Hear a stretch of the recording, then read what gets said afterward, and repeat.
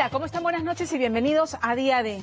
Esta semana retomamos el tema de Tacna, de este pozo en el que encontraron los cuerpos de dos mujeres, de Judith Machaca y Noemí Escobar, porque hoy hay una comisión especial que ha viajado de Lima a esta ciudad para continuar con las investigaciones. Ocurre que luego del hallazgo de los cuerpos y de la confesión del principal sospechoso, el policía Mamani, sus papás han sido detenidos porque en un terreno de su propiedad se ubica este pozo. Sin embargo, Paco Mamani continúa prófugo, pero sigue colgando revelaciones en videos que coloca en sus redes sociales.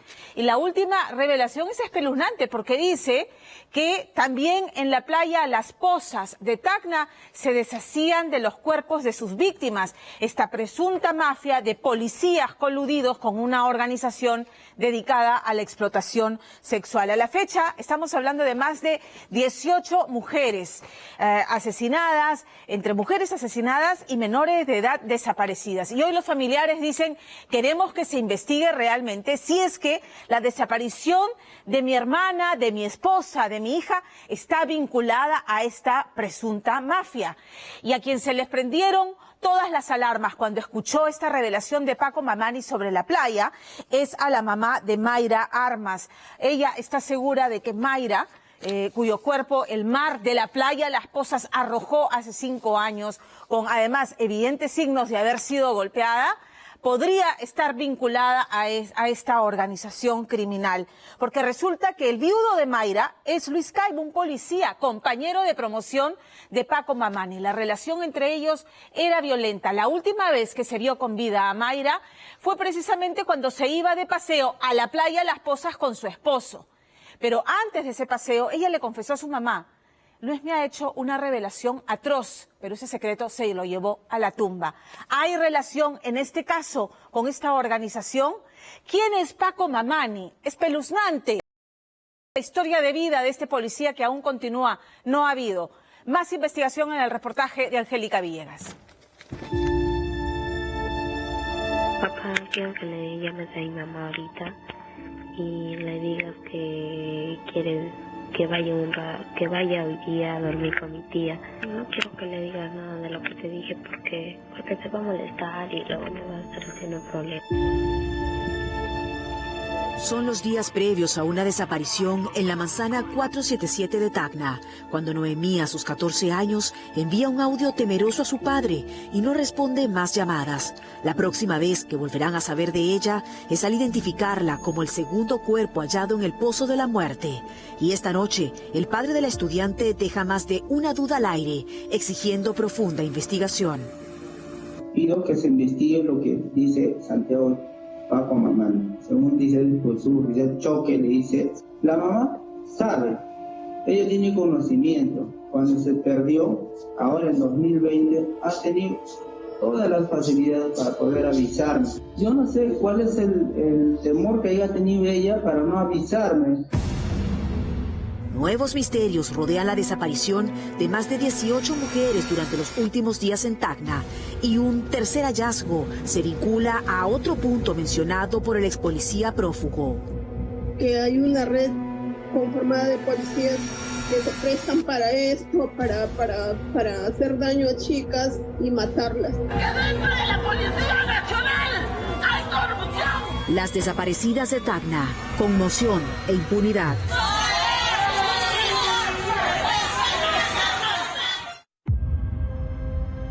15 a 30 minutos, dependiendo el camino escogido, es el tiempo de recorrido entre el Pozo de la Muerte y las playas de La Yarada, vistas como zonas turísticas, hasta que la semana pasada el ex policía Santiago Paco Mamani mencionaba los balnearios ubicados en estos rincones como los puntos que usaba en complicidad con su colega de apellido Choque y otros 6 efectivos para esconder los cuerpos de las mujeres que, decía, explotaban sexualmente.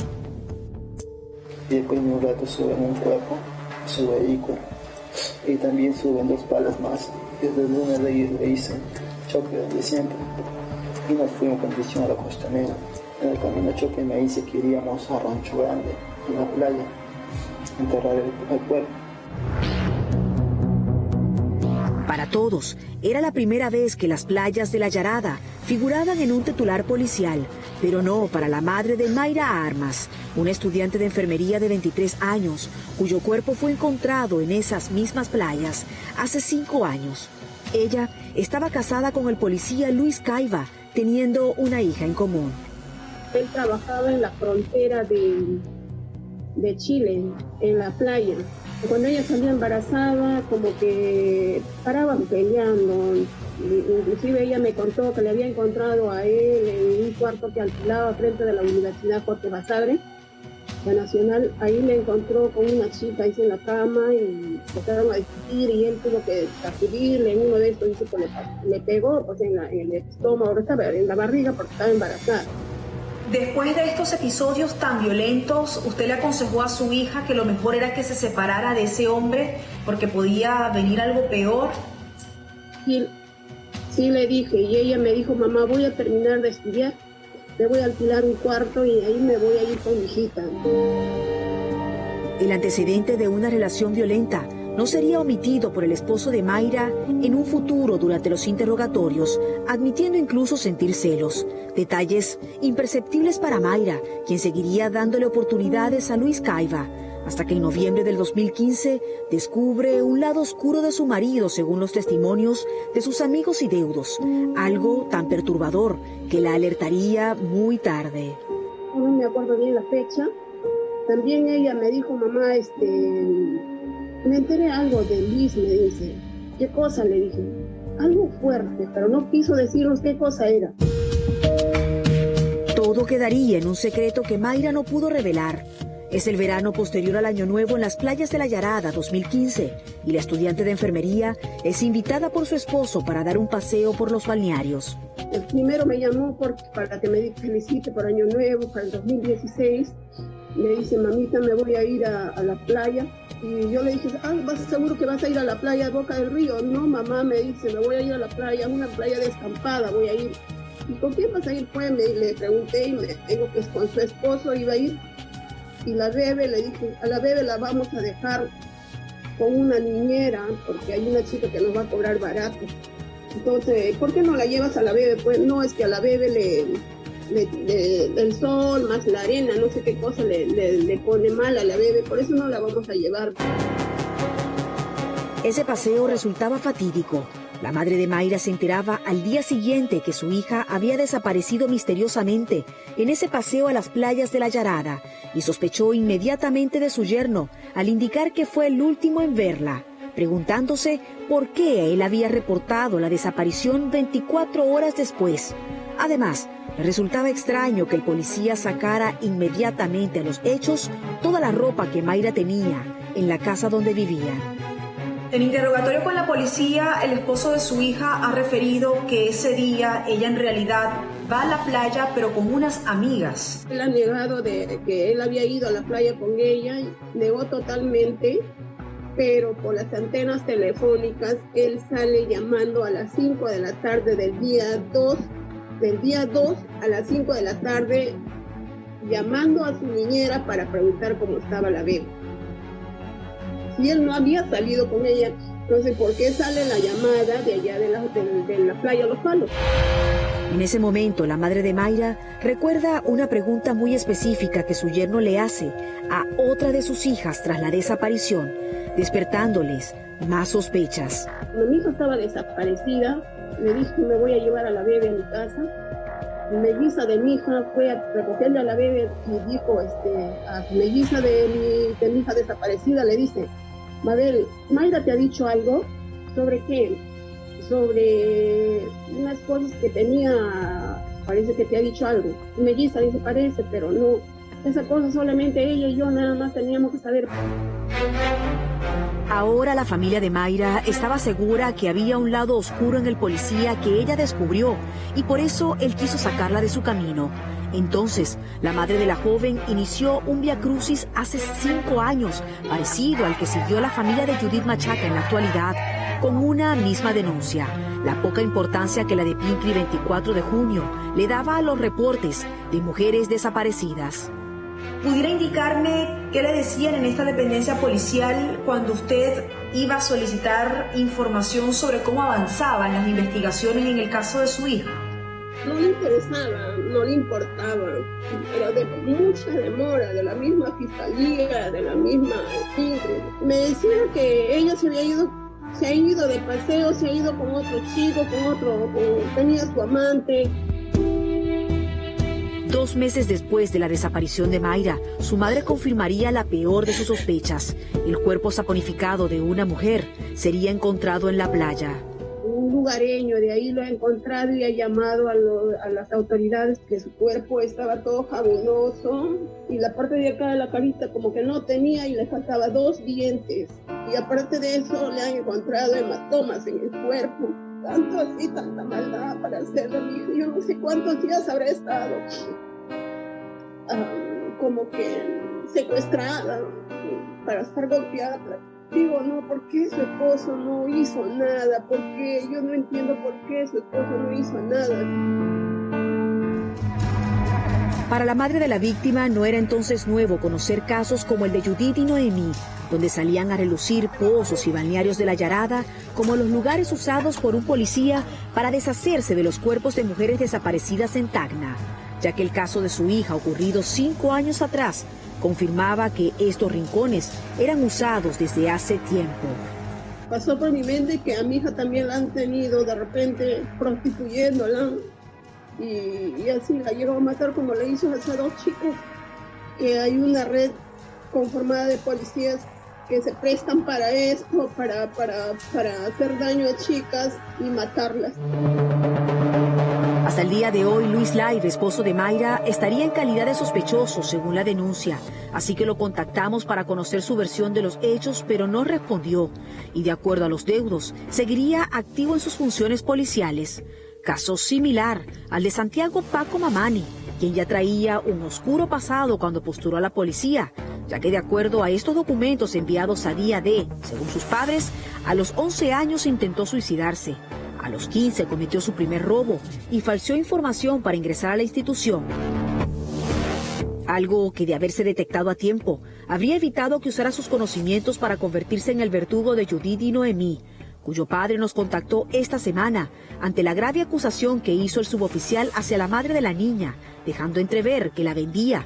Sobre esto, indicó que jamás la progenitora de su hija le informó sobre la desaparición y que se enteró de ello por una llamada de la policía. Su mamá, cuando se perdió, ahora en 2020, ha tenido todas las facilidades para poder avisarme. Ha podido mencionar de mi hija, y de lo cual no lo ha hecho. Eso es lo que no me explico. ¿Por qué no me ha avisado? Jonathan, el padre de Noemí, indica que al notar su ausencia en octubre, se trasladó desde Arequipa, donde vive, hasta Tacna, pensando que la menor se había escapado tras pelear con su madre, por los mensajes donde ésta le indicaba que era agredida por su progenitora. Pero al llegar a la zona, nadie sabía informarle sobre su paradero. Empecé a buscar por Messenger a su mamá, de lo cual no daba, pues no daba. Días después, recibiría no solo la confirmación de una desaparición, sino de un crimen a través de una llamada que le hizo la policía, por lo que buscó respuestas en la madre de la menor para ir a identificar el cuerpo, refiriendo que la notó evasiva. Hay una fecha que le escribo a su WhatsApp. Ella me responde en esa oportunidad. Me responde, yo le pregunto a ella, ¿no? ¿Dónde está mi hija? Digo, ¿dónde está mi hija? No menciona, de todas las preguntas que le he hecho, no me dice sí, no, nada. Trató de contactar por otra vía a la madre de su hija para saber qué estaba ocurriendo. Agarro el celular de mi pareja, le llamo y me contesta.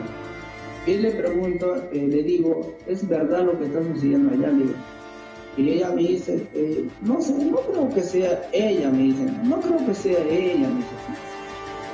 Y mira, a mí me ha dicho de que es un 70% de las características lo que me dice. Entonces, ¿cómo no vas a saber? Yo le digo, ¿cómo no vas a saber? Tienes que saber algo, le digo. Ante una actitud que consideraba extraña por parte de la madre de su hija, Jonathan Laime culminó esta entrevista pidiendo una exhaustiva investigación, caiga quien caiga. Pido que se investigue lo que dice Santiago Paco Mamani. Todo lo que ha mencionado a los policías que están implicados, ahí dice que la mamá de mi hija sabía, según dice el su choque, le dice a Santiago Paco Mamani, la mamá sabe, quiero que se investigue. ¿Por qué no me avisó? ¿Por qué no me dice, sabes qué? La verdad. Esto no sería todo. El colectivo de mujeres desaparecidas en Tacna denuncia algo aún más grave. Nuestra página de información es la página de la de Pincri, donde nos dice que desde octubre hasta hoy han desaparecido 32 mujeres, de las cuales 20 aún están desaparecidas. Pero lamentablemente encontramos inconsistencias en esta página, ya que muchas de las alertas que se presentaron en algún momento hoy no aparecen. Y no significa que estén aparecidas, porque cuando la de Pincri encuentra mujeres desaparecidas, les coloca un sello arriba de cada alerta y les pone aparecidas. Han pasado 2 semanas desde que fueron hallados los cuerpos de Judith y Noemí en el Pozo de la Muerte, dejando una estela de impunidad. Santiago Paco Mamani seguiría prófugo hasta el día de hoy, y de los 6 policías que nombra en el video, se conoció que todos habrían sido movidos a otras dependencias, quedando en libertad porque no se les encontraron elementos vinculantes al delito, excepto a Choque, a quien señala de complicidad. Él fue separado de sus funciones en libertad. Sin duda, la grave confesión que deja un video denunciando una red de explotación sexual presuntamente conformada por policías destapa una cruel realidad ignorada judicialmente por años.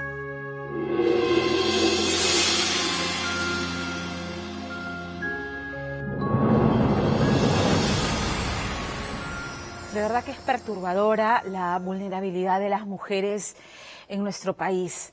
Porque por un lado tenemos esto que ha graficado también Angélica Villegas en su reportaje. Mujeres violentadas, mujeres asesinadas, mujeres desaparecidas, cuyos casos quedan en el olvido por desidia, sobre todo por desidia, más que por negligencia.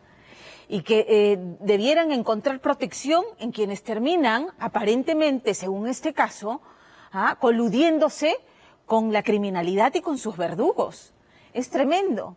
Pero si no, el otro caso es el que grafica el reportaje de Lorena Ormeño. Mujeres que terminan siendo víctimas de sus parejas, de sus esposos, de sus enamorados, del padre, del tío, del primo. No hay lugar seguro para una mujer en el Perú. A ver, la madrugada del 31 de enero, la mamá de Mari Carmen Vaca Briones recibió esa llamada que ninguna mamá quiere recibir, ¿no? Cuando le dicen chao, el hijo se va de fiesta, se va a la discoteca, se va de copas con los amigos o se va el fin de semana a la playa.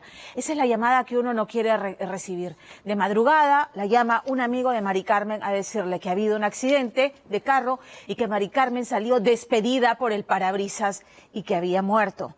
Ahora, esta madre sospecha que lo que en realidad ocurrió no fue un accidente, sino un feminicidio. Y esta madre señala nada menos que a quien fuera pareja de su hija, a Rodrigo Pacheco Vado. ¿Por qué? Porque esa madrugada que la llamó un amigo de su hija, Jonathan Cruz. Y lo que le dijo textualmente, según la madre, es: Rodrigo se alocó, nos ha metido bala.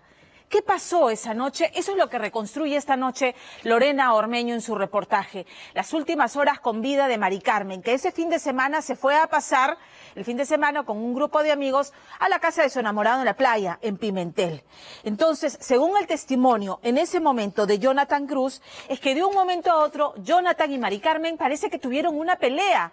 Y todo se volvió violento, y Pacheco saca el arma, los larga a todos, los amenaza, todos se suben al carro y huyen. Y es que no era la primera vez que Pacheco saca el arma, se pone violento y amenaza. Ya van a ver en el reportaje.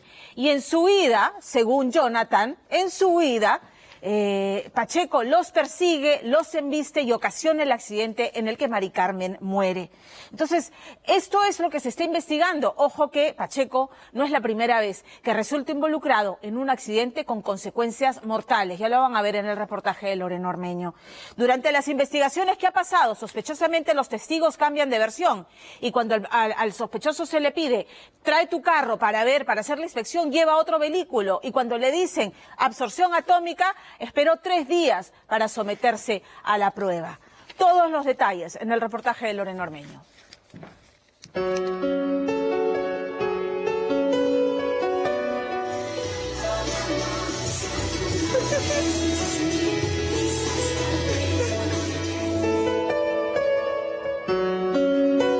Mirando su teléfono, doña Mariela se deja llevar por la contagiante alegría de su hija y cree que está viva, pero de pronto un inmenso dolor la devuelve a la realidad. Yo estoy destrozada, porque yo sé la verdad. Yo hablé con el testigo, él me contó, llorando, pidiéndome auxilio, que Rodrigo se había alocado y los había corrido con el revólver. La vida de Mariela Vaca, de 32 años, terminó en una carretera en Chiclayo. Sin embargo, las extrañas circunstancias han levantado a la ciudad, indignada por un presunto encubrimiento.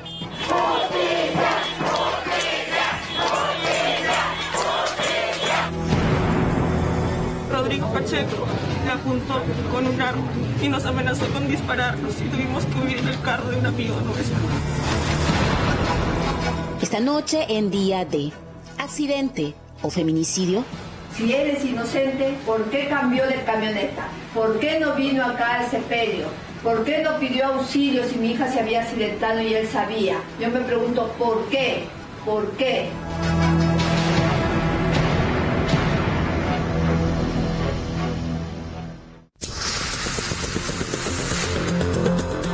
El último 3 de febrero, Mariela Vaca llevaba ya 3 días fallecida cuando la policía finalmente tuvo acceso a la camioneta que su pareja manejaba el día de su muerte, y a simple vista algo no encajaba.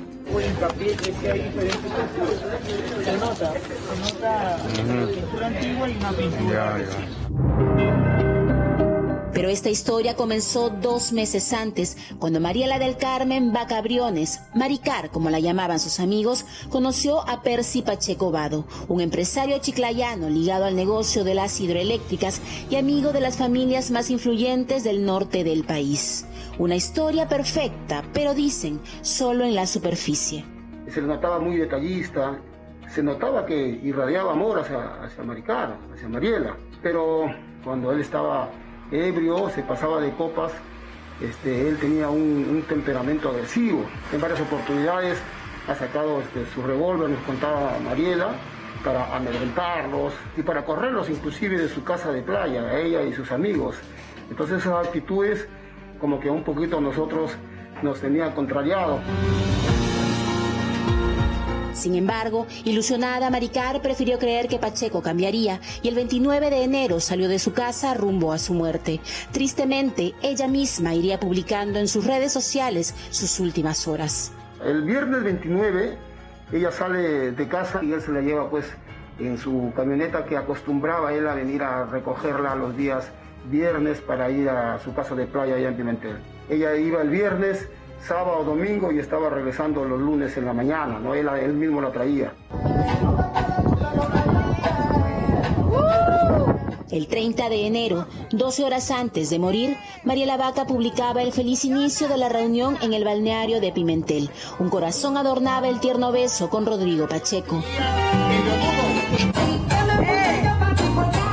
Y música a todo volumen animaba la reunión privada donde junto a 3 amigas, Maricar celebraba con su pareja, su amigo Carlos Mora y su inseparable confidente Jonathan Cruz. ¡Jonas, muestra! Sin embargo, al caer la noche, cuando la mayoría se fue, la fiesta se convirtió en pesadilla. Mi hermana me llama a las 11:17 diciéndome quiero hablar con mi mamá, pero con una voz así desesperada, llorando.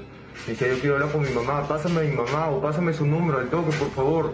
Pásamelo, y se cuelga la llamada. Hemos seguido llamando al teléfono, esperando una respuesta y me contesta Jonas Cruz Pasco. Llorando me dice, señora, auxilio, Rodrigo se alocó, nos ha corrido con pistola, está tirando bala. Hemos subido al carro de Carlos Mora y él por atrás nos ha embestido y ha perdido el control Carlos Mora. Mariela salió volando. ¿Dónde está? Le decía yo. No, señora, todo está oscuro. Y yo todavía como madre, todavía le decía, cálmate, ya voy para allá. ¿Por qué los 3 hombres que horas antes bailaban junto a Mariela serían parte de una persecución a balazos? ¿Qué pasó en esa casa de Pimentel?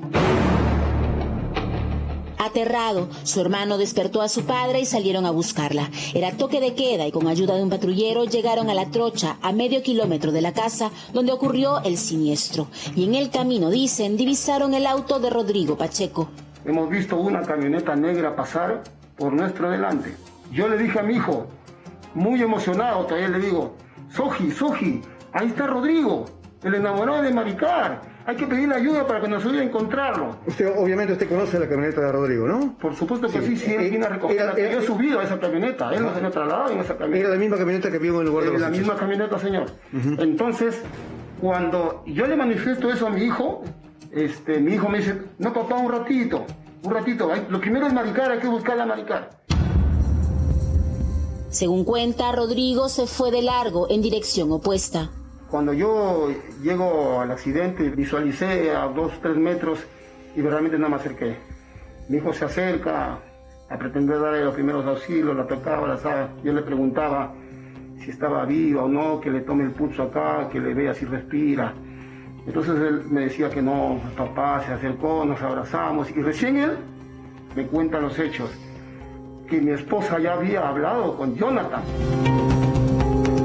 La joven murió instantáneamente al lado del auto destrozado de Carlos Mora, quien ante la policía relató la misma historia que, según la madre de Maricar, entre lágrimas Jonathan le contó.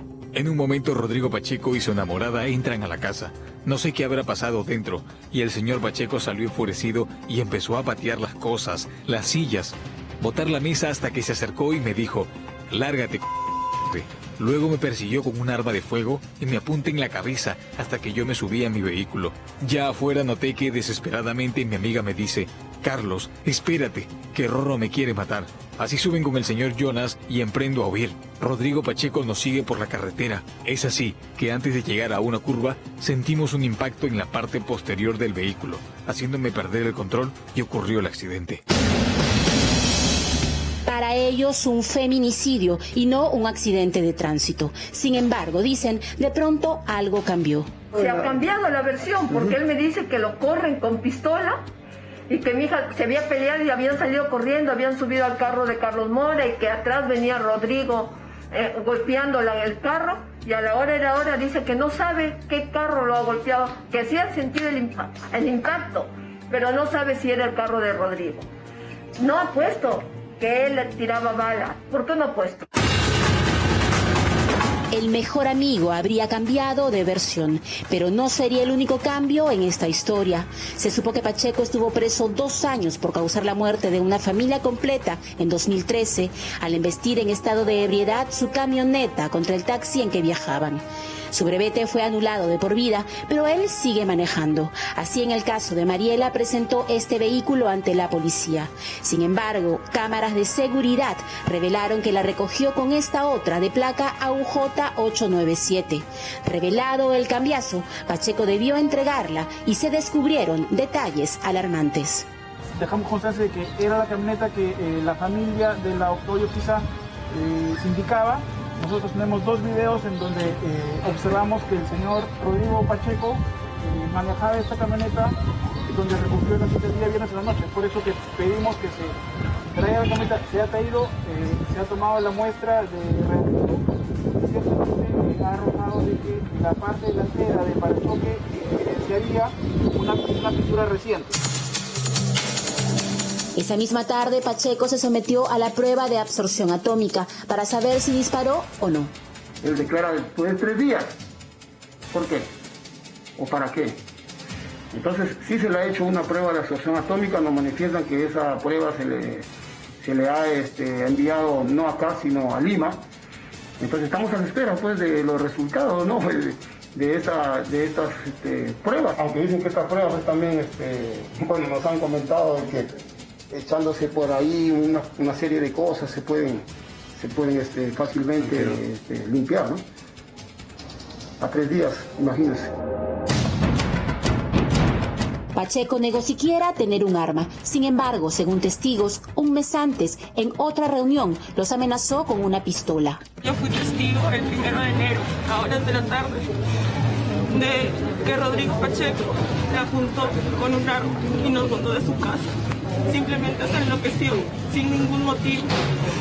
y nos amenazó con dispararnos y tuvimos que huir en el carro de un amigo nuestro. ¿Accidente o feminicidio? Contactamos a Rodrigo Pacheco y accedió a una entrevista, pero finalmente solo su abogado declaró. Ella salió por sus propios medios, tanto es así que inclusive creo que hizo su maleta. Pero una persona que la botan bajo esas características no hace maletas, ¿no? Y también, bueno, el único testigo que hay de los hechos directos ha señalado de que no hay no ha habido ninguna persecución con arma de fuego ni disparos. Según el abogado, los tres amigos se fueron sin problemas y Pacheco supo de la muerte recién al día siguiente. Pero ¿por qué entregó otro auto? Bueno, lo primero que quería las líneas de investigación señalaban era que ponga a disposición del vehículo. O sea, esto fue muy rápido. Recuerde que fue fin de semana el accidente. Se puso a disposición lo más rápido posible el vehículo de Rodrigo.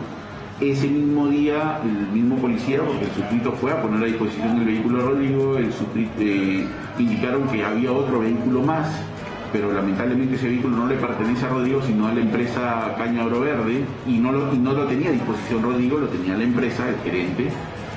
Se contactó con la empresa, es más, al policía le dijimos en ese momento dónde puede ubicar el vehículo.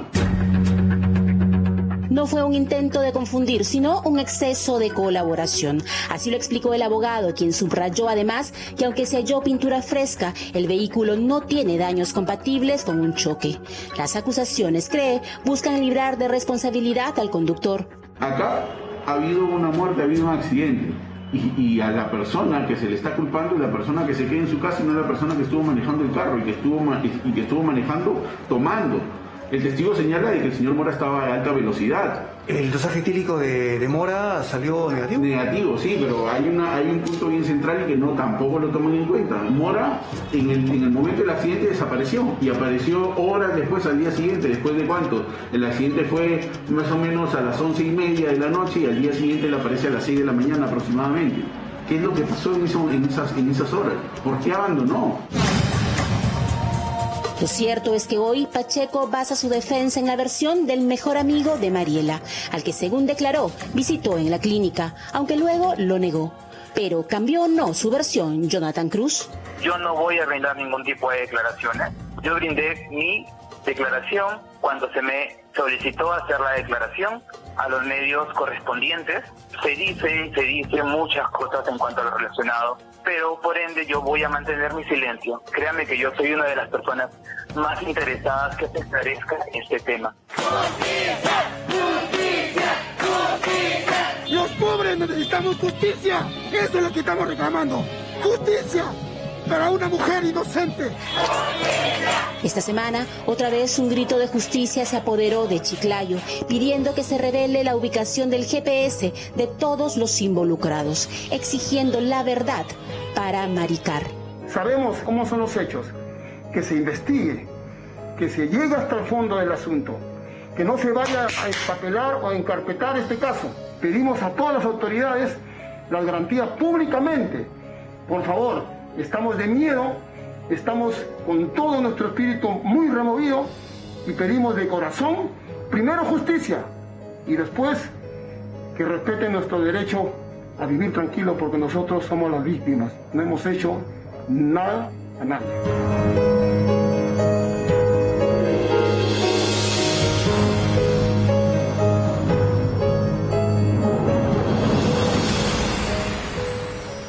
Unos padres partidos de dolor reclamar justicia, pero nunca habíamos visto lo que verán en el reportaje de Richard Apolo esta noche. Es que, ¿saben qué? Ningún niño debería grabar un video como el que protagoniza el nieto de Serafín Anyosa Chipana. Les digo de verdad, a uno se le estruja el corazón de ver a esta criaturita en cámara diciendo, por favor, investiguen el asesinato de mi papaíto. Ningún hijo tendría que recurrir a este elemento de exposición de la pena, del dolor, para sensibilizar, para llamar la atención, para poner los reflectores sobre un caso que, según la familia de Serafín Anyosa, la policía no está investigando y pretende dejar, eso es lo que denuncia la familia, en la más absoluta impunidad. Y es que la forma en que Serafín Anyosa ha sido asesinado es atroz y todo ha quedado registrado en video. Él está limpiando el carro, vienen los sicarios en motocicleta, empiezan a disparar. Estamos hablando de 12 disparos. No logran su cometido y lo persiguen hasta dentro de la casa para lograrlo. Y lo dejan tirado, como dice su hijo, como un animal. Es atroz. ¿Qué hacía Serafín en vida? Serafín en vida era un dirigente vecinal, un dirigente comunal. Y su familia asegura que el sicario que llegó a matarlo 2 días antes, y están los videos, había llegado a rondar la casa para cumplir con su objetivo. Y que este personaje, que ya la policía tiene casi identificado, sería parte de una mafia de traficantes de terrenos. Sin embargo, los hijos de Serafín Anyosa sospechan, casi aseguran, que en realidad detrás del crimen estaría la nueva pareja de su padre. ¿Por qué? Que se lo cuenta Richard Apolo. Todos los días lo normal era que don Serafín Anyosa esté a las 5:30 de la mañana ya en plena jornada en su chacra en Ica. Sin embargo, aquella mañana del 4 de noviembre del año pasado, el señor Anyosa se hizo tarde, por lo que decidió lavar su carro y posponer para más tarde su trabajo en la chacra. Lo que no sabía el hombre de 68 años era que sus asesinos a esa hora de la mañana, ya a bordo de una moto, ya venían directo a matarlo.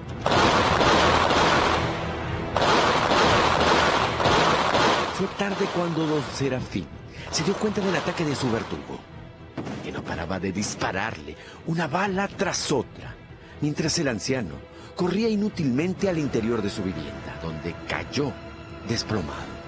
El sicario entonces emprende la huida. Minutos después, don Serafín fue llevado de emergencia al hospital, pero su cuerpo no resistió. Todos ya estaban desconsolados, pues obviamente, porque ya sabían que mi papá había llegado cadáver al hospital, ¿no? ¿Cuántos impactos de bala finalmente recibe tu padre? Cerca de 12 balazos. Nosotros no podemos vivir tranquilos desde que mataron a mi padre. Todas las noches me levanto en la madrugada pensando en mi papá, pensando en la manera tan cruel como lo mataron. Hoy, tras casi 4 meses del asesinato de don Serafín, su familia vive en la incertidumbre, reclamando respuestas. Y tal parece que aquellas respuestas estarían a punto de llegar, pues hace unos días la policía habría dado con la identidad del hombre que, sin compasión alguna, habría asesinado cruelmente en la puerta de su propia casa a Anyosa Chipana.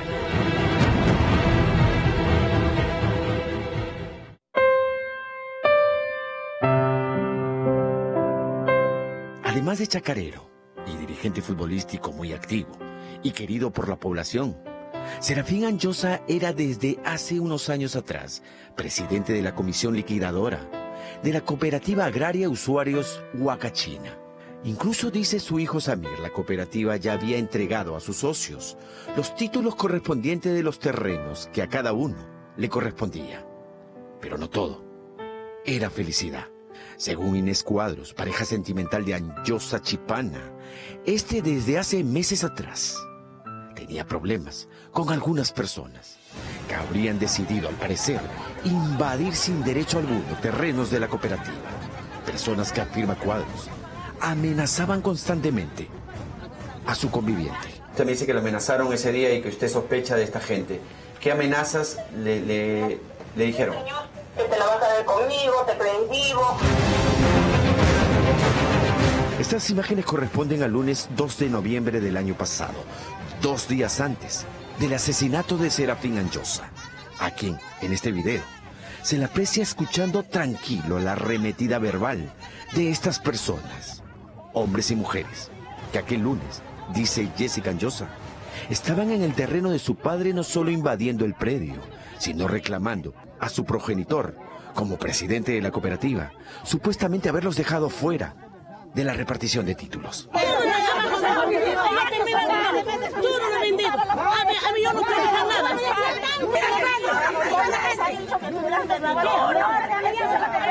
y empezaron a desarmar todo lo que mi papá había cercado con un costal negro, todo lo empezaron a desarmar. Y mi papá se estaba oponiendo a que no lo desarmen, ¿no? Porque él lo había cercado todo con palos y con costal.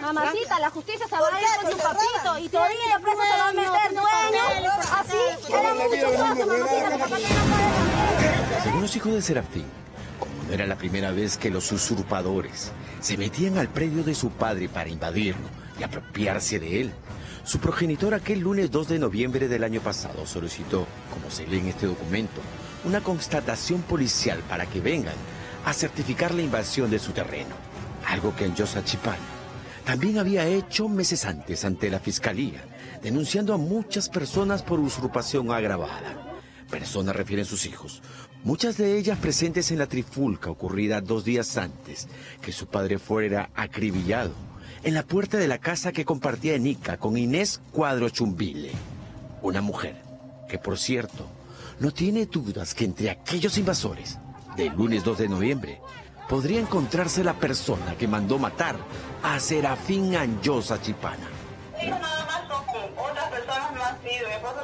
Mi esposo era encargado de decirte las cosas claras en su cara. No, nunca era cobarde, como esta gente cobarde que se trata de esconder detrás de un fierro para matarle. Sin embargo, para los hijos de Anjosa, el dedo acusador, en cuanto a sospechosos de haber mandado matar a su padre, apuntaría hacia otra persona. Una mujer que incluso, según ellos, por su cercanía, habría centrado a su padre. Esa mujer, escuche bien, no sería otro, afirman, que la propia pareja sentimental de su padre, Inés Cuadros Chumbile. Supuestamente cualquier mujer dolida cuando matan a su esposo, ella es la encargada de ir a hacer las denuncias, todo, ¿no?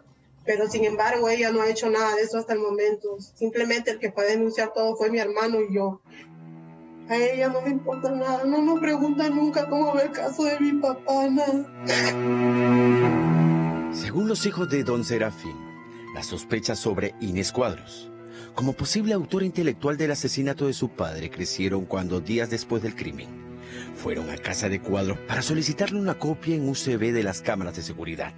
E Inés Cuadros les dijo que éstas se habían borrado del sistema. Obviamente que la señora, al borrar esos videos sin una mayor explicación, ¿no? Detallarnos bien que si es que el ingeniero le dijo que se iban a borrar o no las imágenes, obviamente que ya entra un indicio de que quiere ocultar algo, qué sé yo, ¿no? ¿Usted tuvo algo que ver en la muerte del señor Serafín? Yo casi he sido muerta, baleada en mi casa, eso pasaba en mi casa, yo casi he sido muerta, yo voy a ser la actora intelectual de todo esto. Es horrible, yo vivo una pesadilla, recién estoy recuperándome de la muerte de mi esposo, yo sí lo amaba a mi esposo, pero Dios es grande, Señor, Dios es grande, sé que no hace justicia. Cuadros Chumbile afirma que jamás negó ni ocultó las imágenes, ni a los hijos de su pareja, ni mucho menos a la policía, quienes, señala la mujer, tuvieron el mismo día del crimen toda la facilidad respecto a las cámaras de seguridad. Lo que sí aceptó es haber desconocido, dice, que el sistema de cámaras instalado en su casa cada mes borraba lo almacenado en el disco duro, pero que aquello, afirma, no la convierte en autora intelectual del crimen de su conviviente. La bala ha llegado a la pared, como yo salí y grité y pedí auxilio, hasta no más no poder, que ya me desmayaba pidiendo auxilio, él me ha disparado a mí. Lo que pasa es que la bala no me ha llegado. Esta cámara del interior de la casa deja ver cómo, el día del crimen, Anjosa cae mal herido, pero aún así se arrastra en un intento inútil de salvar su vida. La imagen también deja ver a esta mujer, que no sería otra que Inés Cuadros, corriendo de un lado a otro, mientras desde la puerta el sicario continúa disparando al interior de la casa buscando asegurar la muerte de Serafín. Un dato, además de estas imágenes del día del crimen, a los investigadores de homicidios de la de Pincre e Ica les fue valioso estas otras imágenes, que correspondían a 3 días antes del asesinato, es decir, el domingo 1 de noviembre, alrededor de la 1 de la tarde. La cámara capta a este hombre de gorro, pantalón jean y casaca, caminando con una cojera exagerada que parece más actuada, sabiendo que alrededor hay cámaras, dirigiéndose a casa de Inés Cuadros, donde vivía Serafín Anjosa. El video deja ver al hombre acercarse a la puerta de la vivienda. Parece mirar al interior de ella, como buscando a una persona en especial. Además, entre su jean, parece ocultar un arma de fuego. El sujeto, tras mirar y no hallar lo que buscaba, se retira. Pero retrocediendo el video, la imagen reveló que aproximadamente 10 minutos antes, este mismo hombre de la cojera, entre comillas, pasó frente a la casa de Anjosa a bordo de una moto, mirando siempre hacia la vivienda. Era claro que el objetivo era Serafín. Las investigaciones policiales que ya han sido remitidas a la fiscalía, al parecer, habrían logrado determinar dos cosas importantes. La primera, que comparando la imagen del sicario que el miércoles 4 de noviembre acribilló a Anjosa con la imagen del sujeto que llegó a la casa 3 días antes, todo apunta, sería la misma persona. El segundo punto importante es que tras las investigaciones policiales se habría dado con la identidad del sujeto apodado Brian.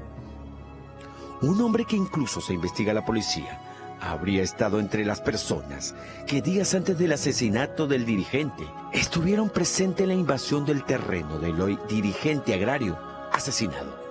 La policía habría ya solicitado a la fiscalía solicitar contra el presunto sicario una detención preliminar, buscando jalar un hilo importante que podría llevar hasta el autor o autores intelectuales del crimen de Serafín Anjosa Chipana, cuyo pequeño nieto, esta semana, solicitó en redes sociales justicia para su abuelo. Y hace 3 meses mataron a mi papito Serafín, que era bueno y me ayudaba. Por favor, policías y presidente, ayúdenme para hacer justicia, a encontrar los culpables. Lo que a mí me rompe el corazón es que mi hijo ya no pueda, ¿no? Ver a su papá, a su papito, como le decía, y eso es lo que más me duele, porque él me pregunta, ¿no, papá? Van a encontrar a los que mataron a Papafín, como le decía, y entonces yo no sé qué responderle, pues. Ahora solo queda esperar que las autoridades aprieten el acelerador y de esta forma algún día puedan los familiares de Anjosa Chipana encontrar esa paz interior que aún no encuentran.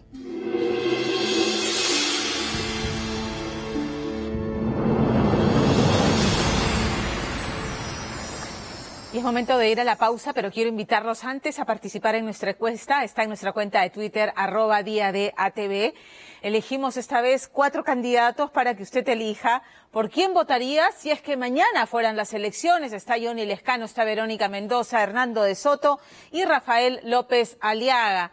A propósito de las encuestas, ¿no? La última que se ha publicado hoy coloca a Johnny Lescano en primer lugar y a Verónica Mendoza en segundo lugar, Rafael López Aliaga, Keiko Fujimori y George Forsyth, que va desplomándose, empates en el tercer lugar. Conversamos con Verónica Mendoza, una entrevista en la que intenté abarcar muchos de las inquietudes que hay en torno a sus ofrecimientos. Impuesto a la riqueza, segunda reforma agraria, el cambio de la Constitución, cuál es el modelo económico que propone Verónica Mendoza.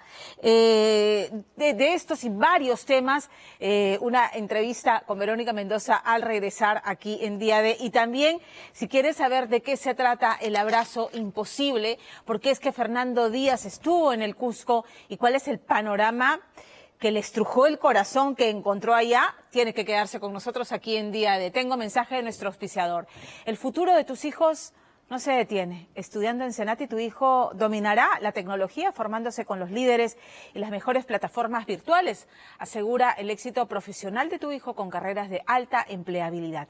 9 de cada 10 alumnos trabaja antes de los 6 meses de terminar su carrera. Más de 400.000 egresados exitosos lo confirman. Que nada los detenga. Prueba online gratuita a nivel nacional en senati.edu.pe.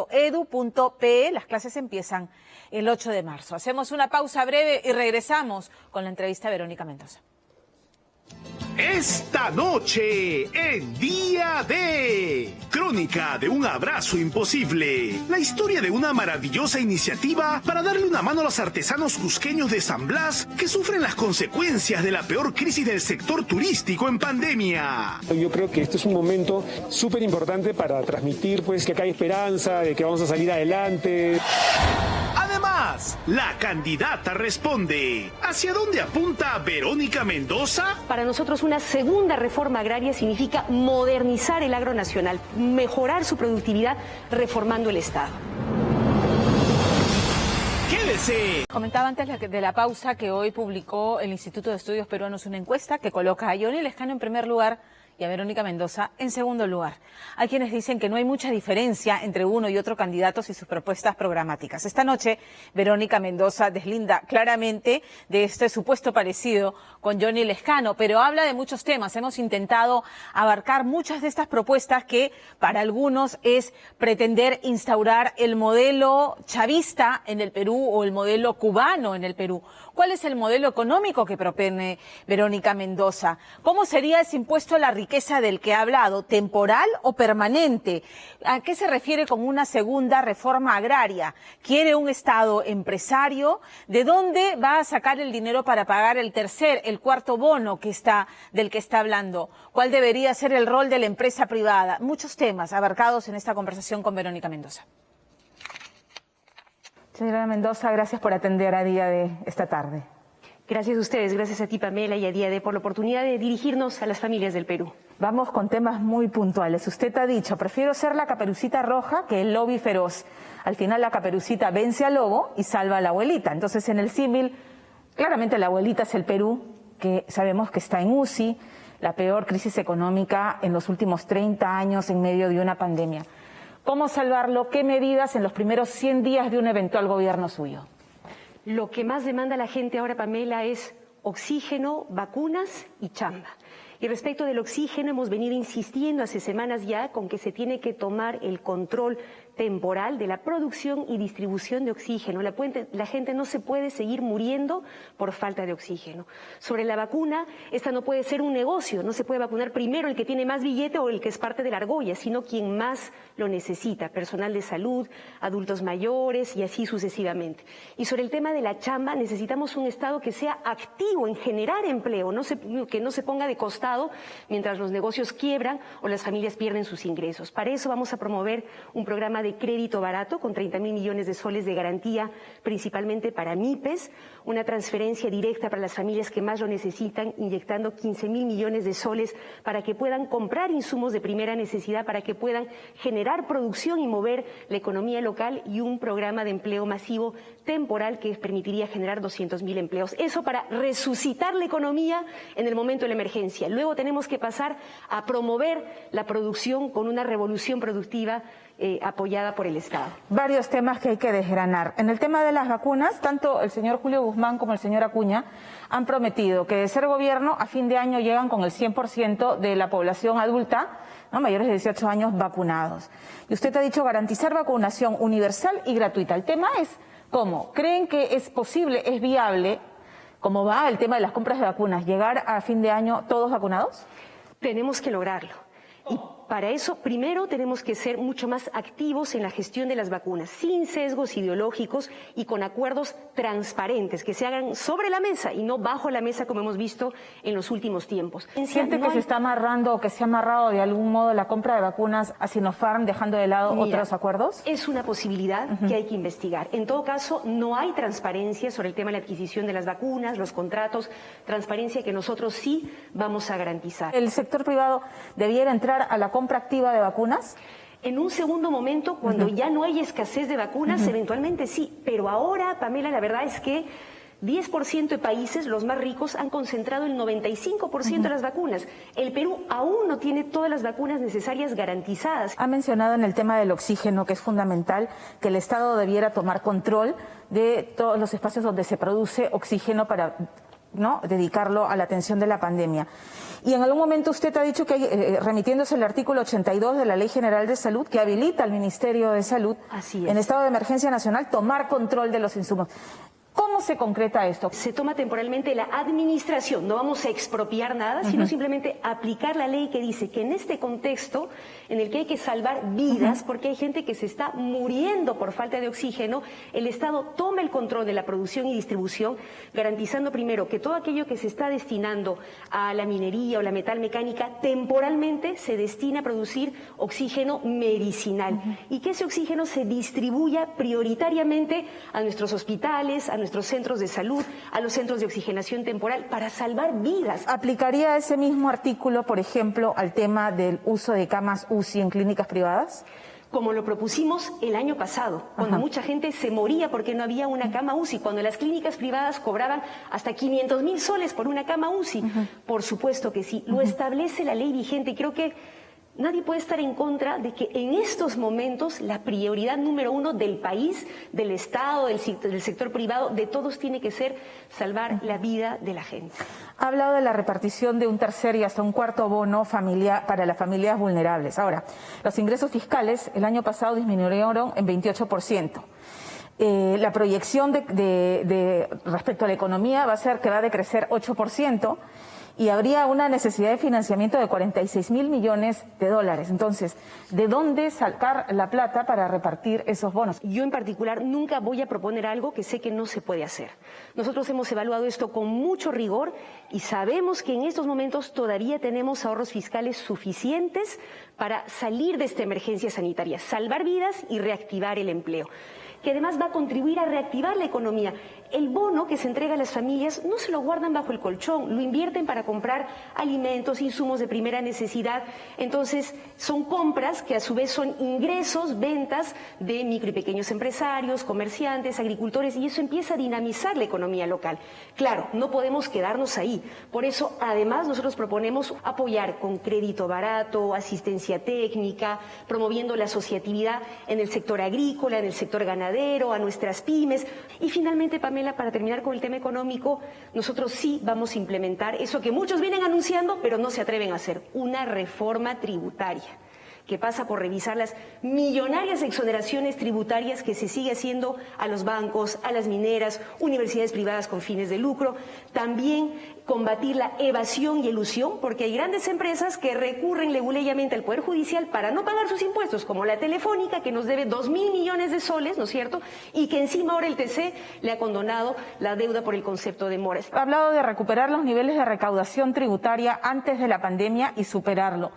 ¿Cómo lograr ese tema? Y también ha hablado del impuesto a las grandes fortunas de los multimillonarios.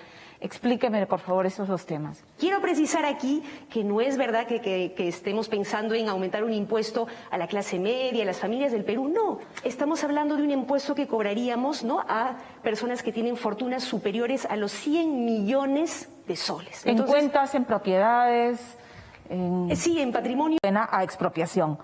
¿A eso apunta esta segunda reforma agraria? No, Pamela. Para nosotros una segunda reforma agraria significa modernizar el agro nacional, mejorar su productividad reformando el Estado.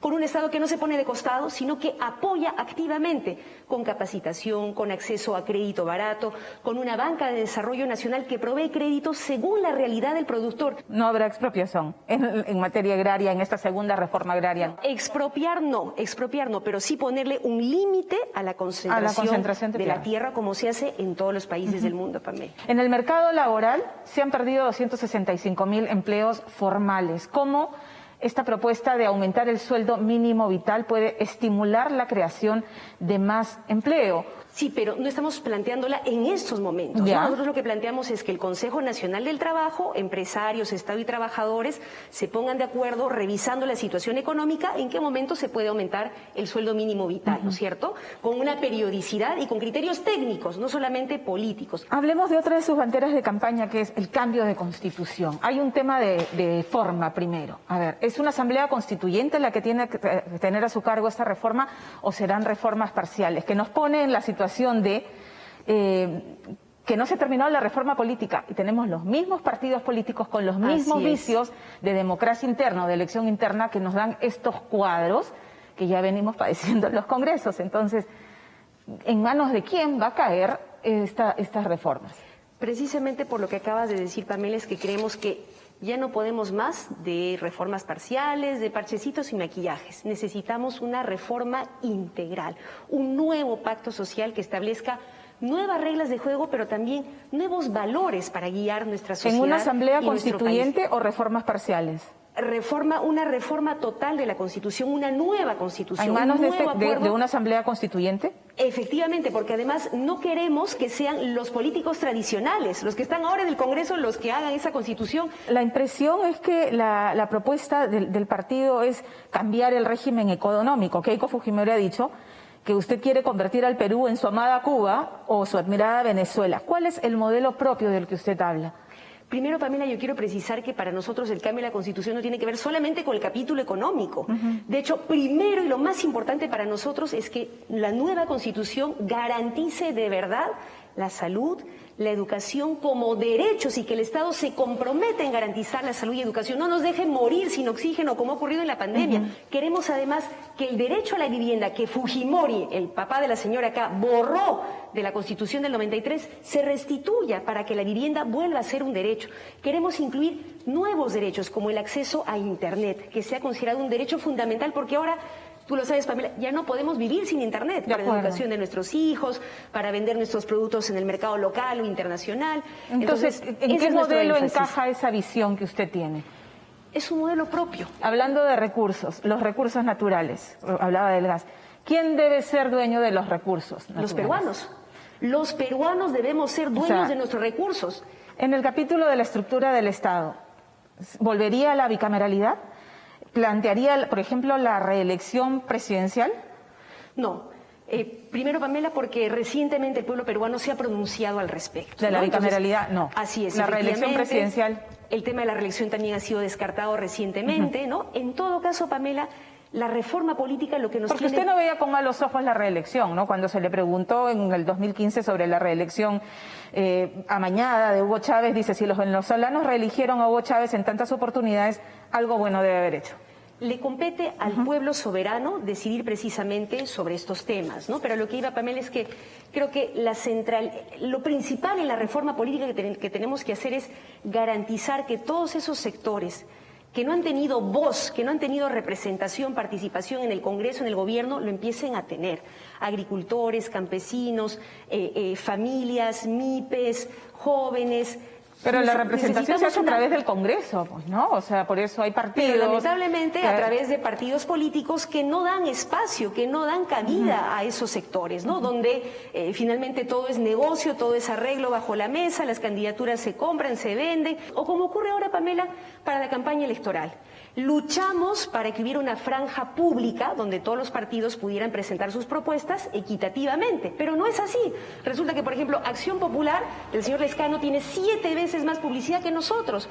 Creo que esas son cosas que hay que revisar para que el suelo esté parejo para todos y promovamos la participación de nuevos sectores en la política nacional. Ha hablado el señor Lescano que en la última encuesta del Instituto de Estudios Peruanos va primero. Y hay quienes dicen que no hay mucha diferencia entre usted y la propuesta del señor Johnny Lescano. ¿Qué lo diferencia del señor Lescano?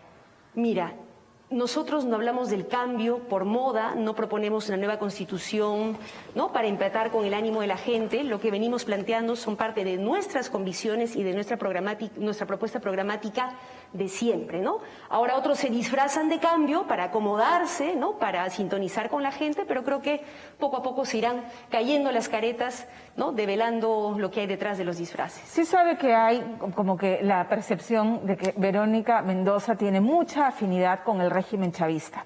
La politóloga María Alejandra Campos lanza una interpretación. El tema de Venezuela pasa por el financiamiento de la izquierda. Le cuesta pelearse con el que te da de comer. Jamás, jamás, Pamela. Eso sí lo rechazo categóricamente. Nosotros nunca hemos recibido financiamiento ni de ahí ni de ningún otro sector. De hecho, quienes vieron nuestra campaña en 2016 y quienes la ven ahora se darán cuenta que somos una de las campañas más austeras de la historia del país. Finalmente, el tema de la corrupción, que es claramente la bandera en todas las campañas políticas, todos hoy dicen vamos a luchar contra la corrupción. Y claro, genera cierta resquemor que en su momento no le hizo asco aliarse con Vladimir Cerrón, o el tema de Nadine Heredia y las agendas, o Gregorio Santos. Entonces, digamos, Si en su momento no le molestó esto, ¿qué nos hace pensar que ahora sí se va a mantener alejada de gente que pudiera estar involucrada en corrupción? Pamela, pero en el momento en el que se develaron las acusaciones de corrupción contra estos distintos personajes, inmediatamente nosotros no hemos tenido ningún reparo en zanjar. De hecho, Pamela, yo fui la primera en renunciar al oficialismo, al Partido Nacionalista, antes de que se cumpliera el primer año de gobierno, precisamente por estas cosas. ¿Tiene confianza en que pase la segunda vuelta? Vamos a trabajar muy, muy duro para eso, Pamela, porque creo que quienes queremos un cambio merecemos estar en la segunda vuelta y ojalá ser gobierno con el pueblo y para el pueblo. Muchísimas gracias. Muchas gracias, Pamela, a ti. Y yo los invito a seguir votando. Tenemos encuesta esta noche en nuestra cuenta de Twitter, @DIADATV. Hay 4 candidatos. Elija, le damos el consolidado más adelante en el programa. Hablemos de la visita que ha hecho Fernando Díaz al Cusco, ¿no? Porque cuando uno va al Cusco, no importa cuántas veces vayas. Si es la primera vez, es una cosa maravillosa. Uno se queda absolutamente extasiado. Pero es la misma sensación cada vez que uno va, porque así de mágica es esta ciudad. Sin embargo, la experiencia que ha tenido Fernando Díaz esta vez que ha ido ha sido descorazonadora. Pisac, Chinchero, el tradicional barrio de San Blas, barrio de artesanos, donde antes habían, si usted ha visitado el Cusco, decenas de puestos de artesanías multicolores, turistas caminando, probándose, tomándose fotos. Pues nada. Hoy lo que hay son explanadas vacías, plazas silenciosas. Fernando Díaz me dice, Pamela, parecen pueblos fantasma. Y lo que está ocurriendo es que la pandemia está haciendo languidecer el turismo, los restaurantes, el sector de artesanía. Entonces, no solamente afecta al pequeño productor, sino también a las grandes familias tradicionales cusqueñas. Hablamos de los Olave, de los Mendíbil, de los Mérida, que han tenido que apagar sus tornos, que han tenido que cerrar sus talleres. Y en el caso ya de los pequeños productores, pues cerrar la tienda y dedicarse al cultivo de la pequeña parcela familiar para poder subsistir. Entonces, a ver, Fernando me dice, quienes todavía se atreven a abrir el negocio, te ruegan, literal, cómprame la llamita, el souvenir, la mantita, la chompa, por favor, cómprame. Y apenas hay un puñado de mochileros, ¿no?, caminando por la ciudad. Es aquí donde entra la iniciativa del sector privado. Y puntualmente Cerveza Cusqueña, hay que decirlo, que han ideado esta campaña para darle una mano a los artesanos cusqueños. Se trata del abrazo imposible. Todo esto te lo cuenta Fernando Díaz en este reportaje imperdible.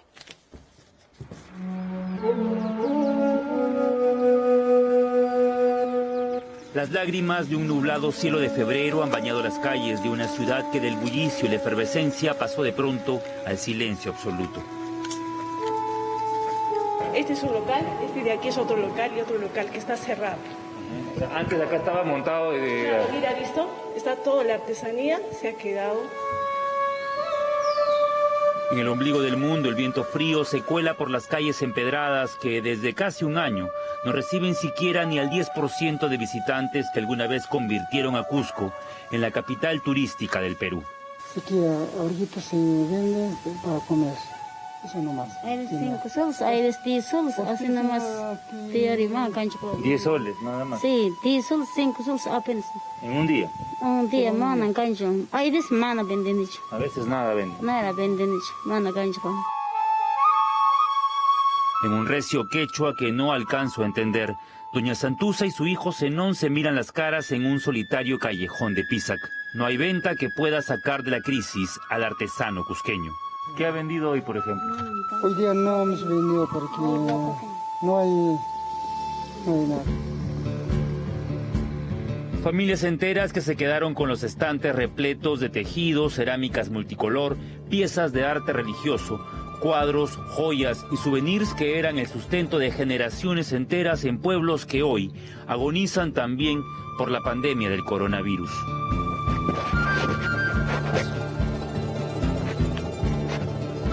El otrora mercado artesanal de Chinchero es un pueblo fantasma, ¿no? Mira, completamente vacío.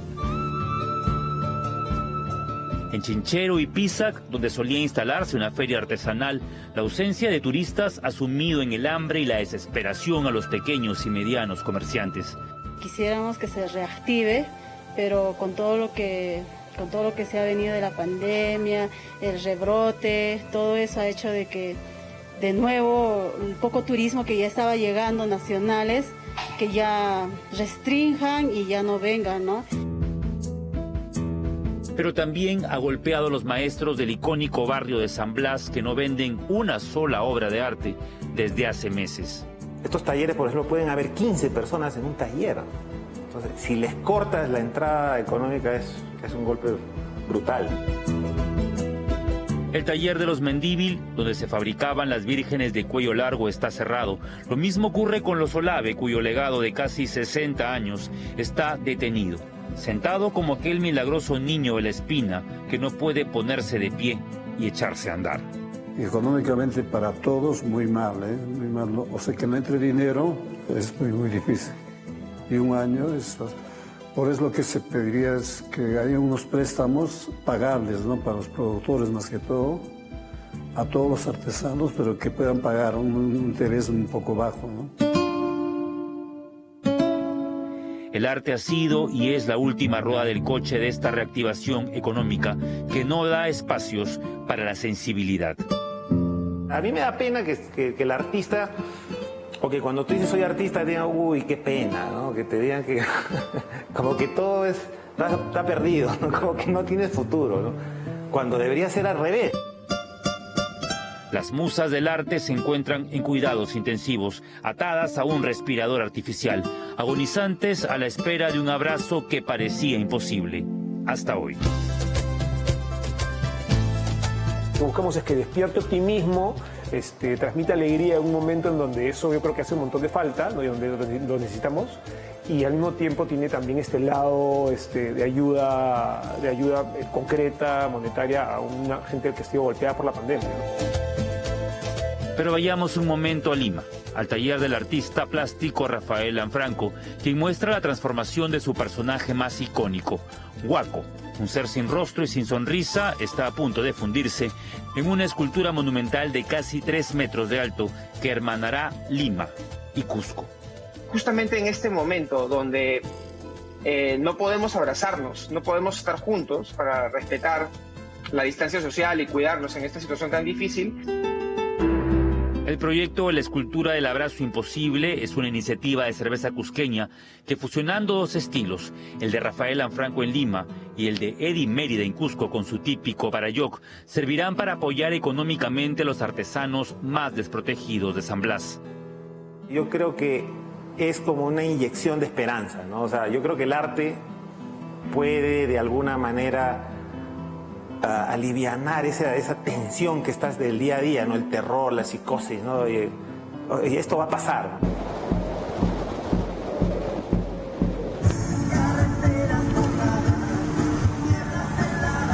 La canción de Meyer musicaliza literalmente nuestro viaje bajo una lluvia incesante. Vamos rumbo al valle y nos topamos en el camino con puestos cerrados y stands vacíos. En las calles de Pisac bien podríamos andar sin mascarillas. No hay absolutamente nadie en esta parte de la ciudad donde pues vemos puertas cerradas de muchos comercios. Lejanos están los tiempos de los turistas, de la venta diaria, de una ganancia que le permitía a todas estas familias que viven de la artesanía pues tener un medio de vida. Hoy realmente la pandemia los ha golpeado, pero también la naturaleza. Vemos el río que se salió y la desesperación de estos peruanos es enorme. Están atrapados en un callejón sin salida. Ahorita no se gana nada y de lo que era antes ahorita ya no hay nada, es más vacío que antes, y si se compraba algo antes ahora no hay nada. ¿Este local es propio o lo alquila? Es propio. Solo aquellos que son propietarios de los locales deciden abrir o reinventarse, como Víctor, que de vender artesanía ha pasado a dar clases de quechua por internet a sus antiguos clientes del extranjero. Para nosotros que nos paguen ya digamos $150 o $100, pues nos salva. Está bien. Nos salva. Entonces, pero Si dictaríamos alumnos en el Perú, nos van a querer pagar 20 soles, algo así. No nos alcanza, no nos cubren. Como si se tratara de un choque de trenes, el golpe económico tiene una reacción en cadena. Si sufre la artesanía, también sufrirá la gastronomía en Cusco. Que antes vendíamos, digamos, unas 10 latas, ahora se ven ni una lata acá. De empanadas. De empanadas al día. Ahora lo que estás haciendo es simplemente dar servicio de horneado. Sí, hago servicio de horneado, de asaditos que traen, de afuera, ¿no? O sea, antes esto estaba lleno. Antes era lleno. Antes no había ni espacio acá en el patio, pero ahora está vacío así como lo ven. En Calca está el taller de los Mérida, cuna de un arte popular que ha retratado desde los años 60 al hombre y a la mujer del Ande, con manos grandes y una tosquedad enternecedora. Nosotros que somos la tercera generación, seguimos con esta tradición de arte costumbrista, pero ya hemos pasado a usar otro tipo de materiales, ¿no? Como es la fibra de vidrio, la fundición en bronce, piezas en metal. El abuelo y el padre de Eddie Mérida fueron artesanos. Era inevitable que su destino estuviera en crear un universo propio. Si no hubiera sido artista plástico, ¿qué hubiera sido? No me imagino en otra... Es que desde chiquito, desde que tengo uso de razón, los juguetes con mis hermanos eran las herramientas del taller. Y de chiquitos ya sabíamos qué cosa queríamos ser. O sea, nunca se me pasó nunca me he hecho esa pregunta. Eddie es el creador del sonriente Barayoc, el personaje cusqueño que se fundirá con el Guaco de Rafael Lanfranco en El abrazo imposible. Pero también es el gestor cultural de un museo alucinante que recrea en 8 salas un viaje por las culturas del Perú, desde Caral hasta el Imperio Incaico. El señor de Zipán está pasando por el pueblo, ¿no? Por eso tenemos estas 2 casas típicas. Por ejemplo, esta es la Sala Paracas, que es una de las que más me ha sorprendido y me ha gustado, porque el nivel de realismo es que ya lo van a ver. La idea es sorprender, ¿no? Es crear siempre curiosidad, ¿no? Que no sea una visita plana, que cada sala te presente un reto, te presente una sorpresa, ¿no? Como es el caso de esta, de donde ves una tumba desde adentro, ¿no? Empiezas como dentro de la tierra a caminar y te metes en la tumba y después ves una tumba de tipo botella en corte, ¿no? Que siempre esto lo hemos visto en los libros de historia. El Museo Incari, cuya existencia ha sido poco difundida, está por ahora cerrado a causa de la pandemia. El trabajo de Eddie y su equipo artístico ha sido revivir con maniquíes estampas de las civilizaciones más importantes del país. Para alcanzar este realismo sorprendente, se ha tomado como referencia fuentes de la arqueología, la antropología, la historia y el biotipo de los pueblos donde se asentaron los antiguos peruanos. Estamos entrando aquí a una significación de un palacio inca, donde el inca está recibiendo gente de los 4 suyos. Esos emplumados, por ejemplo, uno dice, oye, ¿dónde te lo has inventado? ¿No? Pero no, son dibujos de Huamán Poma de Ayala, de los capitanes del Antisuyo, y nosotros los hemos vuelto un personaje, ¿no? Para la sala. Sin embargo, todo el arte de los Mérida está ahora volcado en la escultura principal, develada en la Plaza de San Blas, cuna del arte popular cusqueño. En su conjunto, pues, crea una suerte de dragón mitológico que habla justo, pues, de esa fuerza, de esa resiliencia, ¿no? De esa capacidad de salir adelante en momentos complejos y difíciles. Yo creo que este es un momento súper importante para transmitir, pues, esa necesidad de, oye, que acá hay una luz al final del camino, de que acá hay esperanza, de que vamos a salir adelante, de que vamos a de que podemos juntos, ¿no? Entonces hay mucha emoción transmitida, ¿no? Pero el proyecto artístico va más allá. En los talleres se elaboran 50 réplicas a escala que serán intervenidas por los más renombrados artistas plásticos del país, puestos a la venta y cuyos fondos serán entregados a los artesanos afectados por la crisis. La idea es generar conciencia acerca de este problema. Estos nuevos talentos, tanto hombres y mujeres de Cusco y de Lima, que van a estar interviniendo estas esculturas para hacer las piezas únicas. Entonces eso va a elevar su valor percibido hacia el consumidor y por ende nos va a ayudar a poder contribuir de forma un poco más activa en los ingresos económicos que han dejado de percibir en esta comunidad. Si algo no se ha perdido en el Cusco es la energía, ese magnetismo inexplicable que por ahora no atrae a polos opuestos, pero que aún estando en silencio es simplemente maravilloso. Somos producto de una fusión, una mezcla poderosa que hermanada puede ser realmente imbatible.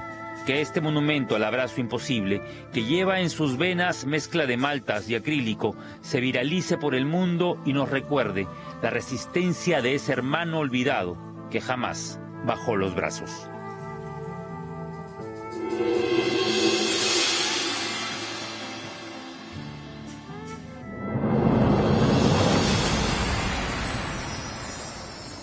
Es hermosa, es enternecedora. Las 47 esculturas diseñadas por los artistas Eddie Mérida y Rafael Lanfranco e intervenidas por destacados artistas peruanos. ¿Dónde las van a encontrar? En las tiendas Índigo y en la tienda 4 en un baúl. Todo lo que se recaude por la venta de estas esculturas intervenidas estará dirigida a ayudar a la comunidad de artesanos de San Blas en el Cusco. Ya se los mostró Fernando en el reportaje. Es una organización de artesanos dependientes del turismo y ya lo vieron, golpeado fuertemente por la pandemia. Esta es una extraordinaria, una linda manera de darnos un abrazo cuando no podemos.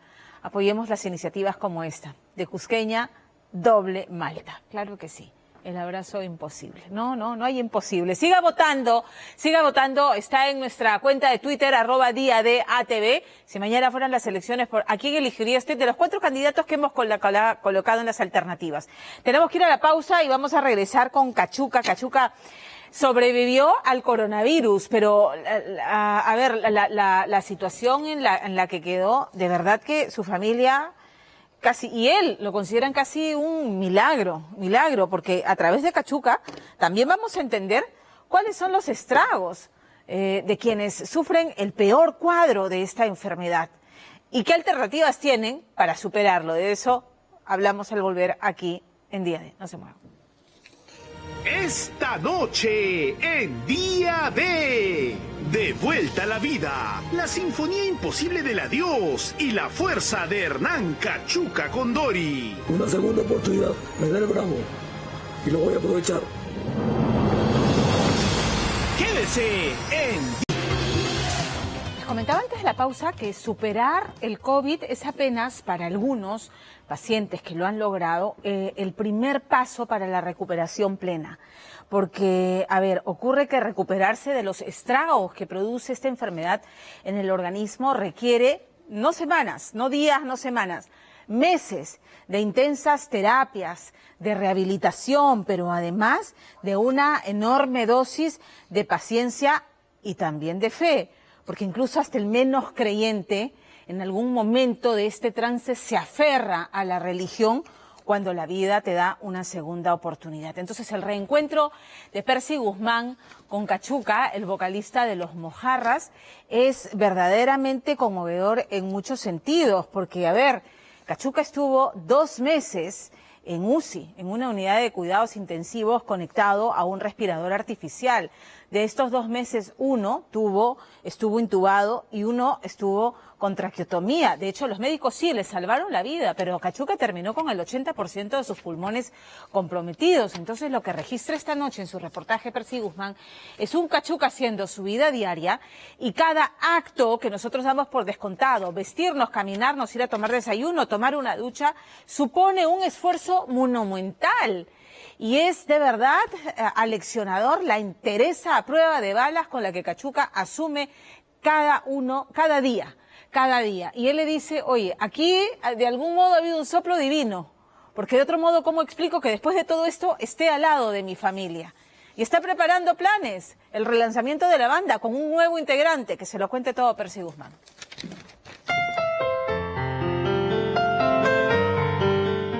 Ahora sí, vamos a la cámara. Ok. Muy bien. Otra piernita. Estira tu piernita. Muy bien. Una segunda oportunidad, me da el bravo y lo voy a aprovechar. Los mojarras vuelven, Cachuca vuelve. La generación de pueblos emigrantes que vivieron un mundo diferente a la de sus padres, a la de nuestros abuelos. Nostalgia provinciana. Hernán Condori es aquel cantante de potente voz que encumbró el rock fusión de los mojarras gracias a esa brutal vitalidad que tenía sobre el escenario y frente a miles de personas que, excitados por la entrega de Cachuca, coreaban a viva voz sus canciones entre saltos, empujones y buenos pogos.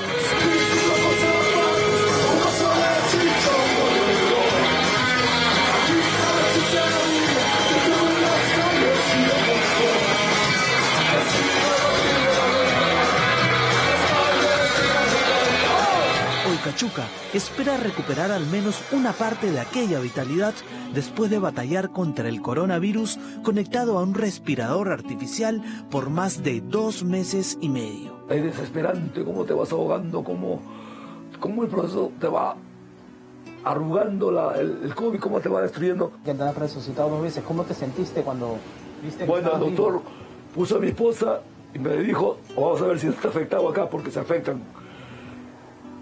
¿Sabe dónde estás? ¿Qué día es? ¿Quién es ella? ¿Cuál es su nombre? Me dijo. Yo balbuceando le dije, ¿el primero o segundo nombre? Le di el segundo nombre y le dije todo. La vuelta a la vida de Cachuca no ha sido fácil. Entre varias secuelas, quizá la que más lo golpea es no poder cantar. Sus lesionados pulmones terminaron muy debilitados después de tener el COVID-19. Le gané a Lázaro, 2 veces resucité, pero en medio del llanto de mi esposa, de mis hijas, de mis amigos que hacían oraciones, a quien agradezco totalmente. Y todo esto, ¿a qué te lleva? A que replantees tu vida. Ganarle al coronavirus, cuando tenía todas las de perder, ha hecho reflexionar a Cachuca, quien después de salir de alta el 16 de noviembre del año pasado, recibió la llamada de Javier Meneses, quien le ofreció la ayuda para que el líder de los mojarras pueda recuperarse de las secuelas post-COVID-19 gracias al novedoso tratamiento de cámaras hiperbáricas de esta clínica médica del ejercicio. Bueno, yo me entero el caso de Hernán, mi querido Cachuca, por ustedes, que siempre veo que es un programa que hace obra social. Entonces me contacté con Cachuca y quise transmitirle mi experiencia de vida. Yo le conté lo que pasé por el tema del cáncer y acá en este centro médico, gracias a todo el tratamiento que incluye pues las cámaras hiperbáricas, yo pude recuperar mi vida. Y eso es lo que quiero hacer con él, lo que estamos haciendo con él acá en este centro médico. Las cámaras hiperbáricas es el tratamiento que ha venido recibiendo Javier Meneses, recordado por ser el conductor de televisión de moda en los años 90, siempre rodeado de bellas chicas, lujosos carros y al día con los deportes de aventura, especialmente el surf. Sin embargo, con el correr de los años, exactamente en el 2018, fue víctima de un agresivo cáncer a la nasofaringe, enfermedad que causó que pierda más de 38 kilos entre quimioterapias y radioterapias. Pero gracias al oxígeno concentrado de esta suerte de cápsulas, Javier ha logrado recuperar masa corporal, convirtiéndose a sus 63 años en un rejuvenecido chico de impacto. Según me dice el doctor, la oxigenación hace que tus tejidos dañados por la quimio y también por el COVID, porque estaba escuchando, se puedan recuperar. Y tu sistema inmunológico se levanta, entonces he empezado a comer más, porque mucho tiene que ver con la alimentación, ¿no? Entonces, mira, yo he recuperado masa muscular y ahora soy otra persona, estoy bien, estoy corriendo tabla, motivado.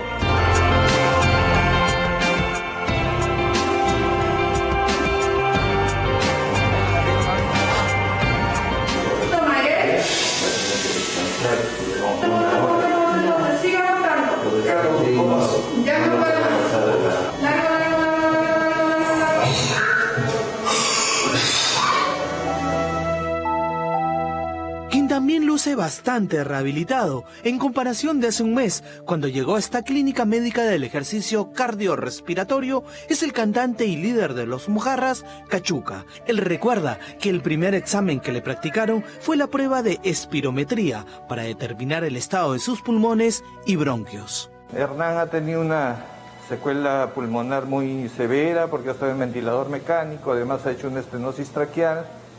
Después de la operación ha habido una mejoría bastante importante y ahora entrar a un proceso de rehabilitación, a un proceso de recarga de oxígeno, como si le llamamos entre comillas a la cámara hiperbárica, y veremos si lo podemos apoyar con un tratamiento médico también para sacarlo de la dificultad respiratoria, la disnea que tiene, ¿no? Todos los días Cachuca es sometido a diferentes pruebas, como el test de caminata, ejercicio de resistencia que sirve para monitorear sus funciones vitales como la saturación de oxígeno, la presión arterial, la frecuencia cardíaca y respiratoria.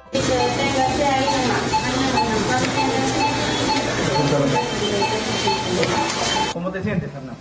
Bien, bien. ¿Está bien? ¿Un poco cansado? Cansado, pero bien. ¿No? Te agotas más rápido ahora, ¿no? Antes, o sea, a lo que era tu vida normal. Yo no tengo el 100% de pulmones, tengo un 60, 70.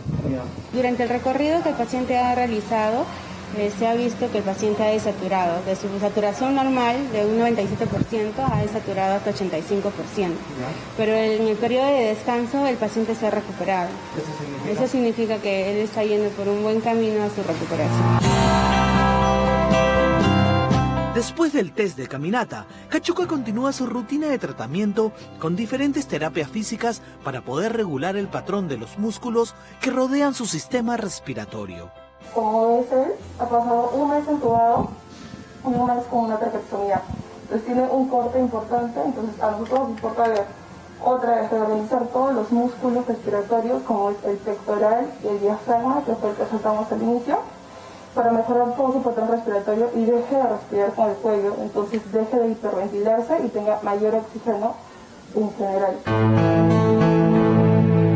Finalmente el cantante ingresa con mucha dificultad a las cámaras hiperbáricas. Una vez adentro de las cápsulas, el líder de los Mojarras aprovecha para descansar y también recuperar el sueño que aún no logra conciliar al 100% después de estar en estado de coma. Ahora sí, vamos a la cámara. Déjame abrir, hacer espacio. Ok. Otra piernita, ya. Estira tu piernita, muy bien. Ahora sí retira tu mascarilla.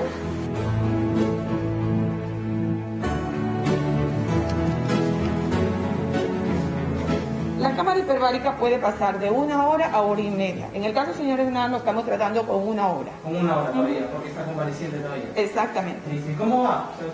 Bastante bien. Hemos visto al señor Hernán un mes atrás, podríamos decir, y en comparación de un mes atrás a hoy, su recuperación ha sido muy satisfactoria.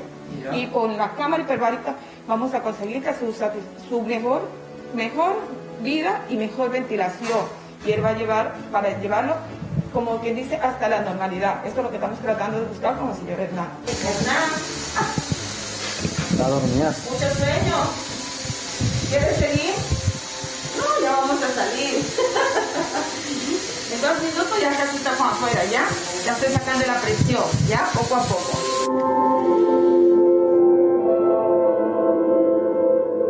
Ya, arriba. Muy bien. Vamos a salir como la cenicienta, sin una zapatilla. ¿Y cómo sientes tú que estás reaccionando? Bien, pero desde la primera vez he sentido un cambio. Y realmente sí. Para Hernán Condori, esta etapa es un nuevo renacer. Por eso asume con mucha responsabilidad, a pesar de las secuelas propias que le impiden ser el de antes, la oportunidad de seguir en este mundo. Agradezco al Señor, a los amigos, a la oración, estar aquí. Yo no debía estar aquí porque han habido otros más jóvenes que yo y se han ido. Yo iba viendo cómo se iban yendo. No quería dormir, me daba miedo. Dije, no despierto. Estás en este plan. al borde de la muerte ha logrado que el cantante se encuentre más reflexivo frente a la vida. Ahora valora las cosas simples como el aire que respira. Para Cachuca, pensar en su familia fue su mejor medicina. ¿Qué siente que ahora Hernán esté en casa, junto a sus hijas, a la familia? Ay, como siempre lo he dicho, dar gracias a Dios. Siempre doy gracias a Dios por la nueva vida, la nueva oportunidad que nos está dando para hacer un mea culpa, para recapacitar, para darnos cuenta de que esto no es una broma, sino es algo muy difícil que todos los peruanos y a nivel mundial estamos pasando. ¿Qué sientes tú por tu papá? Yo siento mucha felicidad porque que él esté aquí con nosotras, de tanto tiempo que él ha estado luchando en el hospital con 3 operaciones, pero Dios siempre lo cuida y está aquí presente con nosotros. Fue mi regalo de cumpleaños y eso fue lo mejor que ha pasado. ¿Qué sientes por tu papá? Mucho amor y cariño. Sé que no es mi padre biológico, pero lo siento como si fuera más que un padre. Y agradezco mucho a Dios porque esté con nosotros y porque nos haya mandado. ¿Lo quieres mucho? Muchísimo, lo amo igual que mi mamá. Alma para conquistarte, corazón para quererte, mi vida para vivirla junto a ti. Alma para conquistarte, corazón para quererte. Cachuca nos cuenta que piensa retomar los proyectos musicales, pero esta vez desde la producción y dirección musical porque aún no puede cantar y es probable que pase un buen tiempo para poder lograrlo. Por eso presenta a Dani Rivas, su imitador, como el nuevo integrante de Los Mojarras en este proyecto que muy pronto verá la luz. Triciclo con zapato, un paso de chicha, un buen reloj, camisa y chuchería, de todo en las calles y en montón. Vecino en la primera venta, las calles están repletas, llamado Perú. Antes de ir a la pausa, quiero recomendarte una entrevista que voy a tener mañana en mi programa En Contacto al mediodía en ATV+, con Juan Manuel Arribas. Juan Manuel Arribas es ejecutivo de Soluciones Empresariales contra la Pobreza. Si usted no ha escuchado hablar de soluciones empresariales contra la pobreza, mañana es una oportunidad para que usted sepa que es esta organización la que tuvo a su cargo, la asociación que organizó el transporte de vacunas, el transporte del primer lote de vacunas. Un grupo de privados que entendieron que el gobierno tiene el dinero, porque las arcas del Estado tienen dinero, tienen un fondo de contingencia, pero sin embargo hay un problema gravísimo de gestión. Y este grupo de empresarios privados con visión y preparación entendieron que hay que darle una mano al Estado para organizar y gestionar mejor y llevar la ayuda a donde se necesite y que eso se traduzca en resultados. Parte de ese trabajo es haber logrado traer el primer lote de vacunas. Es un tema bien importante, el primer lote de 1 millón de vacunas. Es un tema bien interesante porque además el trabajo de esta asociación se remonta a temas como las PIAs, ¿no? Estos barcos de la Marina que le llevan a las poblaciones más alejadas en la selva del Perú, ¿no es cierto? La RENIEC, Salud, un juez de paz, farmacia, Banco de la Nación, le llevan el Estado a estas comunidades alejadas, marginadas y olvidadas históricamente. Esa es una de las cosas en las que ha trabajado. En el fenómeno del niño también intervino esta asociación y crearon una nueva, Hombro a Hombro. Alguna vez hemos hecho mención aquí en Día del Trabajo que ha hecho Hombro a Hombro para ayudar a todos los damnificados durante el fenómeno del niño. Y ahora nuevamente está del lado del gobierno el sector privado que tiene, y no es el momento de hablar de esos temas, pero que ha tenido, ¿no es cierto?, sus errores en la primera etapa de la pandemia del año pasado, pero que está trabajando de la mano del gobierno para hacer cosas como lograr traer las vacunas, por lo menos el primer lote. Así que mañana en Contacto al mediodía conversaré con Juan Manuel Arribas. ¿Qué es lo que ha dicho Juan Manuel Arribas? Se ha roto la inercia, ahora comienza lo difícil. Hablaremos de eso mañana con él en Contacto en ATV Más Noticias. Nos vamos a la pausa, ahora sí, vamos a regresar con los resultados de la encuesta. En la encuesta que se ha publicado hoy, Johnny Lescano aparece primero, pero en la encuesta de nuestros televidentes y quienes nos siguen en redes sociales, ¿quién está? Se lo cuento al regresar aquí en Día D. Pero antes, mensaje de nuestro auspiciador: ¿sabías que tu cuerpo no necesita tomar colágeno, sino generarlo? Al consumir colágeno, el cuerpo apenas asimila una pequeña porción de este y el resto lo elimina. Existe una molécula patentada en Europa y Estados Unidos que reactiva las células de tu cuerpo y hace que éste genere su propio colágeno. ¿Y sabes quién tiene esta molécula? Biosil.